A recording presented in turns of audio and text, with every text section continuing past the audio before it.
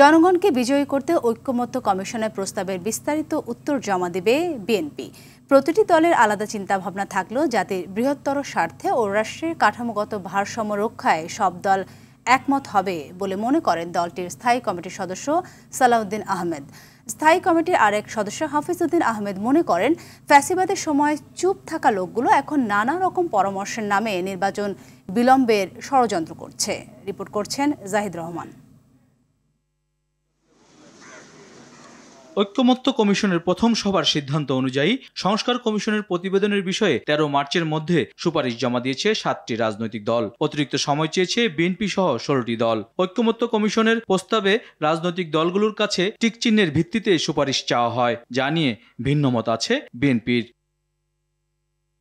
টিকচিহ্নের পাশাপাশি জাতীয় স্বার্থে ব্যাখ্যা আকারে সুপারিশ জমা দেওয়ার সিদ্ধান্ত নিয়েছে বিএনপি। দলটির স্থায়ী কমিটির সদস্য সালাউদ্দিন আহমেদের মতে, রাজনৈতিক দলগুলোর আদর্শ হওয়া উচিত জনগণকে বিজয়ী করা। কিন্তু বাস্তবতা হচ্ছে যে আমরা যে সংশোধিত সংবিধানটা চাই, সেই সংবিধানটা যেন জনগণের অভিপ্রায়ে এবং জন আকাঙ্ক্ষা অনুযায়ী হয় এবং বৃহত্তর জাতীয় ঐক্যের মধ্য দিয়ে হয়।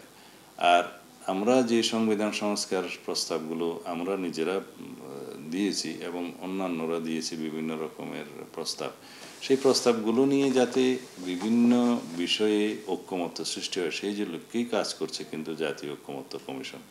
তা আলাপ আলোচনা শুরু হয়েছে, আমরা আমাদের বক্তব্য আরও দেবো, বিস্তারিত প্রতিবেদন দেব, তাদের সাথে বৈঠক করব, কথা বলবো। একটা পর্যায়ে এসে আমি মনে করি যে আমাদের মধ্যে একটা বৃহত্তর জাতীয় ঐক্য বা গ্রেটার কনসেনসাস যেটা আমরা বলছি বিভিন্ন বিষয়ে সৃষ্টি হবে, আমি আশাবাদী।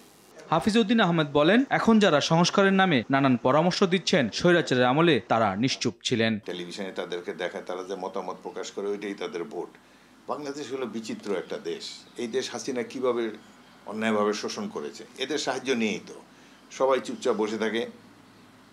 যখন প্রতিবাদ করার কোনো প্রতিবাদ করে না। ছাত্র বা জনতা যদি কোনো রকমে এই স্বৈরাচারকে সরাতে পারে, তখন রাজপথে তারা অবতীর্ণ হয় সমহিমায়, নানান ধরনের থিওরি দিতে থাকে। কিন্তু দেখেন, এই স্বৈরাচারকে সরানোর জন্য তাদের কোনো উদ্যোগ ছিল না।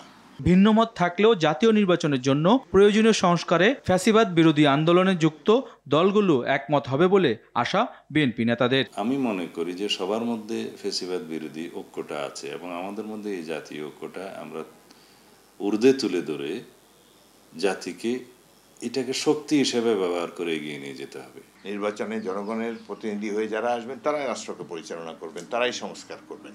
তাদের উপরে আস্থা রাখুন, জনগণের উপরে আস্থা রাখুন। সংস্কার ইস্যুতে ঐক্যমত্য কমিশনের সাথে নিয়মিত আলাপ আলোচনা চালিয়ে যাওয়ার পক্ষে বিএনপি নেতারা। জাহিদ রহমান, RTV, ঢাকা।